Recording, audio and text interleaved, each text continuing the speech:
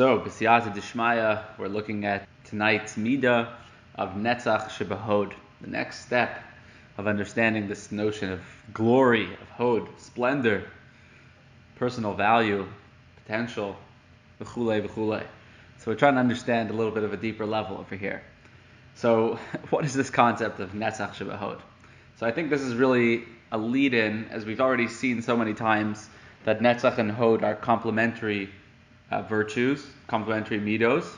And so tonight's Midah and the subsequent night of Hod ShebeHod are definitely complementary, and I think we'll get a fuller picture as we look at the two of them in tandem, which we'll see tomorrow night. But let's just take it kind of in general. So first of all, we've been kind of developing this idea of Hod as the personal value of an individual, that which in the Malbim's language was the inner beauty of one's soul, which is sometimes expressed but not essentially expressed. It can just kind of be there, and you know that it's there, and the power lies in its presence.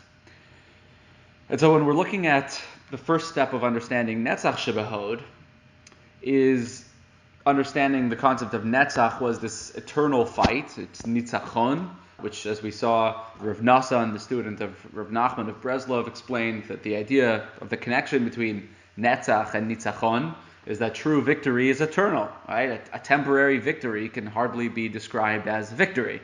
It's just a power struggle. To talk about victory is to talk about eternality. And that's why Hashem is referred to as the Netzach Yisrael lo yishaker, the eternal one of Israel. Hinei lo yanum lo yishan shomer Yisrael. The commitment which Hashem has to the ultimate nitzachon of what he believes in, so to speak, of what he stands committed to in Ma'aseh Bereishis, is described as HaKadosh Baruch Hu's Netzach. And so when we're talking about Netzach ShebeHod, the eternal fight within personal value, I think that the first step of that is recognizing that selfhood is not a given, meaning the value that you have, that you represent, or that you hold dear to you, is something that you must fight for in order to really live up to the extent of the value that you claim to be holding within yourself. It must be something that you're willing to fight for. It must be something that you would even give your life for in the fullest extent. And one of the places where this is described, first of all, this concept that every person has this, limitless value within themselves. I just found a beautiful paragraph from the writings of Reb Tzadok Cohen of Lublin, the Pri Tzadik, where Reb Tzadok writes, his language is just very beautiful. He says, Kol echad mi Yisrael yesh bo ezeh sod me chachmaso yisbarach. Every single member of Israel has some foundational secret, some sod, some deep-rooted aspect of themselves that is part of Hashem's wisdom, that is tamun b'shorish nafsho, that is hidden at the depths of their own soul. Shehu atzmo eno yodea. You might not even know it yourself that it's there. Vehu shorish chayuto. Meanwhile, that's the source of your entire existence. It's what all of your life is predicated on. Ve'al yedei zeh yesh lechol echad nisiyut rosh al kol Yisrael. As a result of this, every member of Israel also has a position of leadership within their nation, because each individual has some aspect which they and only they can introduce to the klal and can bring to the broader awareness of our people, as we looked at in Sefirat HaOmer. And therefore, he says, that's why we're supposed to say, Kol echad ve'echad chayav lomar b'shvili nivra ha'olam. Everyone is supposed to say, the world was created for me, because it's true. Shebe'emet b'shvil kol echad miYisrael nivra. The whole purpose of everything is your foundational essence, what you have in you, that is something that you cannot give up on. And this is something that a person has to rally around, he says. That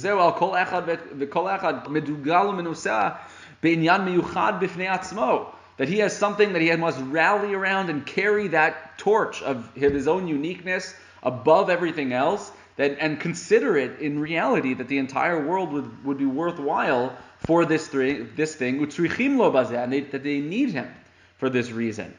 And this is something that you need to push for. And he quotes the Gemara in Brachos, which is the Mishnah in Pirkei Avos, Ein lecha adam she'ein lo sha'ah. Everyone has their moment. Everyone has something that they need to be here for. That is a inimitable aspect of their own selfhood, which is part of the world. But we're taking it a step further and saying that it's something that needs to be fought for. And as we've seen, of course, everything as far as understanding yourself, and Reb Tzadok is really pointing this out, but the truth is we've seen sources that say this much earlier. The Ibn Ezra that I quote over here in Shmos, the Ibn Ezra's language where he says, Lo yuchal ladat Hashem, you cannot know HaKadosh Baruch Hu, im lo yadan nafsho v'nishmato v'gufo, if you do not know your own body, your own soul, and your own essence. You can't know Hashem if you don't know who you are. And again, this is possibly the root of where Reb Tzadok is building his idea from. You don't know Hashem if you don't know yourself, because what it means to be you is this unique aspect of Hashem's Gilui and Ma'aseh Bereishis, which you are the closest to knowing out of anyone else, because there's no one who's ever going to know you as well as you know you. I mean, there's this impossible gap that anyone else would have to to bridge, which is really an impossible thing. We can get to know about you, but to know another person's essence the way you know your own, I don't know if it's possible. We can leave that to the philosophers for another time. But the point is that your closest to home contact with HaKadosh Baruch Hu is your own soul. And so to leave that unaddressed and unexplored would be the tragedy of the universe, which is you in this instance. And so the Netzach ShebeHod tells us that your fight for self-discovery must be relentless. You must never give up in working towards discovering who you are and in actualizing that potential that you have within yourself. The way the Mishnah in Pirkei Avos says this is, Imayina nili mili. If I'm not going to be for myself, who will? If I can't be me, who's going to be me? There's nobody else who's going to be able to do it. And so where this comes in as far as Hod, I mean, it's Pinchas ben Elazar ben Aharon HaKohen. It becomes the embodiment of one who fights for his own Hod. He achieves his kahuna, which again, Aharon is the symbol of the Midah of Hod, by means of fighting for a value, but not only by means of fighting for value, by means of fighting for a value that no one else could have asserted but himself.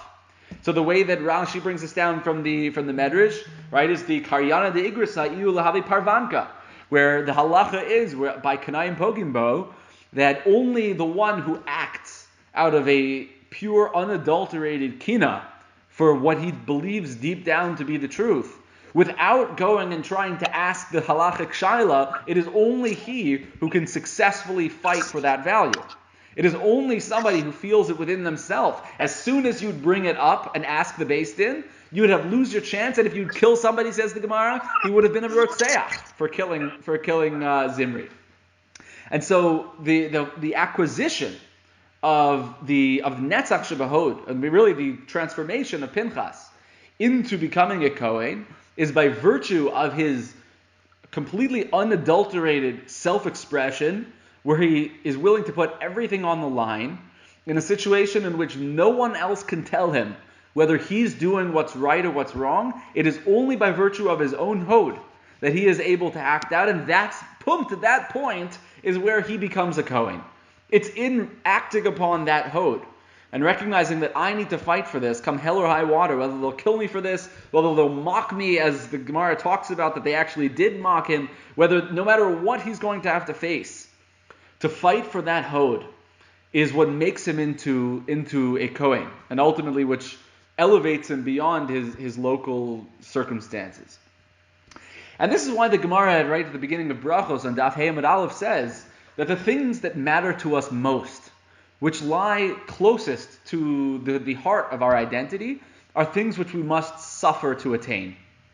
The Gemara says, Rabbi Shimon Bar Yochai, mat'im for what's coming up tomorrow night on Lag BaOmer. Rabbi Shimon Bar Yochai says, there are three incredible gifts that HaKadosh Baruch Hu gave to Klal Yisrael, and you can't get a single one of them without going through hell to get it. V'chulan lo netanan ela al yidei yisurin. Eluhein, Torah, ve'eretz Yisrael, ve'olam haba. Torah, the instructions for living, the land of Israel, and the world to come. All these three things which lie at the heart of what it means to be a Ben Yisrael. All these things require effort, require exertion, as we've quoted the Medrash, that ein Torah mikayem ela b'mi she'meimet atzmo aleha. That we know, of course, that olam haba is the expression of the virtues that we achieve in this world. And as unfortunately not as many people realize, but the relationship between a Ben Yisrael and Eretz Yisrael is as fundamental, as internal to one's own identity, as is one's own Olam Haba. So whereas we take for granted, of course, Olam Haba is the culmination of our achievements, our Ma'asim Tovim become our chelik in Olam Haba, schar mitzvah, and the schar that a person does in this world is the Olam Haba that they experience. But as Rav Kook spells out very beautifully, and I don't think he was the one who was mechadish this, he just possibly put it into the most kind of contemporary terms. The way that he opens up his fundamental book, Orot, the lights, where he describes various facets that are essential to the identity of Israel. He points out that Eretz Yisrael einena davar chitzoni. Eretz Yisrael is not an external idea. It's not a kinyan chitzoni le'umah. It's not an external acquisition by means of the nation. Rak betur emtzai lematara shel itagdut haklalit v'hachzakat kiyuma chomri o lefilu ruchani. It's only something which travels by as only in the sense of it being a medium to create unification amongst the nation. And what he continues on and says is that Eretz Yisrael hi chativa atzmutit kshura bekesher chayim im ha'umah, which is probably the key line of that paragraph, where he says Eretz Yisrael is an essential knot which binds along with the entire knot of life of the nation of Israel. Meaning we are tied part and parcel into the land of Israel. It's the lifeblood of our people. And because of that, he says, you can't arrive at an understanding of the qualities of Eretz Yisrael by means of any rationalistic, humanistic descriptions. The only way, he says, that you can understand what it means to live in Eretz Yisrael is ki'im beruach Hashem asher al ha'umah bichlalah. Only by means of the spirit of the nation. What it means to be Klal Yisrael, to experience the life of, as the Gemara says, the avira da'ara, which is machkim, the very breath of life in Eretz Yisrael, which enhances the entire quality of living as a Ben Yisrael. These are things which are essential to the soul of the Jew. And they're things that, unfortunately, when we're on life support outside of Eretz Yisrael, we can think that, hooked on a life support system, that we're alive and well. Meanwhile, we're missing this fundamental connection. We say, you read through the Mesilas Yesharim and we're headed towards Ruach HaKodesh.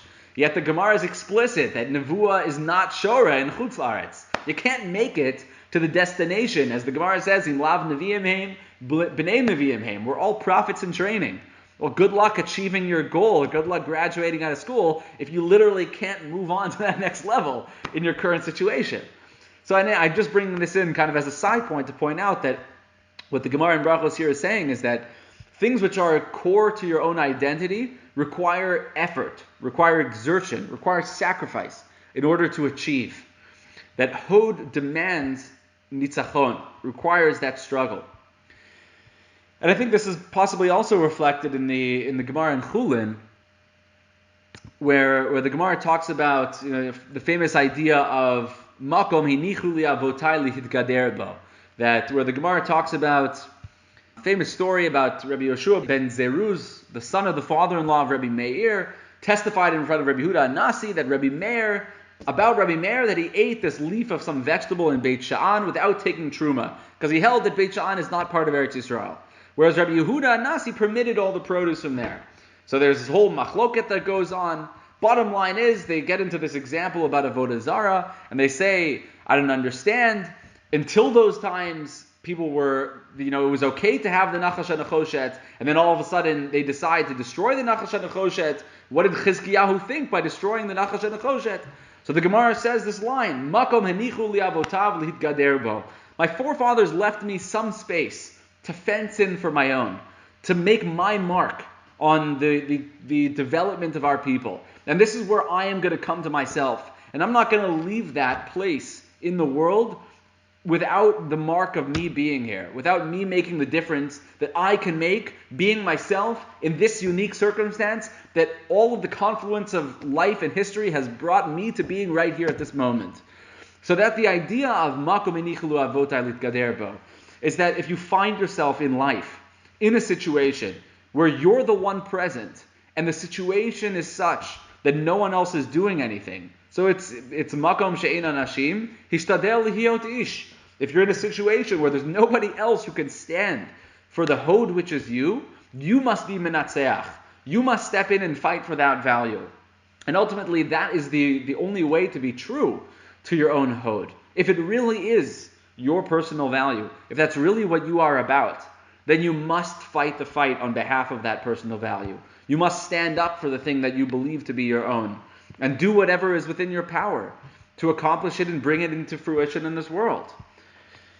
And so I think that's probably the takeaway as we will probably transition into tomorrow's midah of Hod ShebeHod, which is understanding and really kind of being at home with what it means to fight for your own personal value, not feeling alien to that fight, but recognizing that there's nowhere that you should rather be than participating in the gilui of your own self-expression, and to embrace the fact that the opportunity to fight that fight is the greatest opportunity of your life, and that if you have a chance to express yourself, to articulate your unique view in Torah, then it's chaval for a person not to step into that and to really, allow that blaze of glory which lives within that incredible light of their own neshama not to be expressed in this world.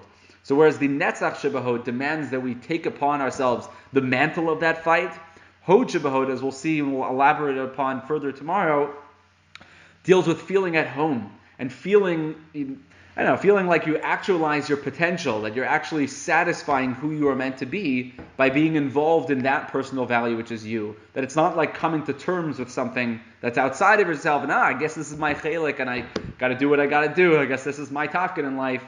But to feel that there was nothing greater for you to possibly be involved in. Anyway, we'll talk about that more tomorrow. All right, Chavra, thanks for joining me on some thoughts on Netzach ShebeHod. Everyone have a wonderful night, and we'll see you on Lag BaOmer.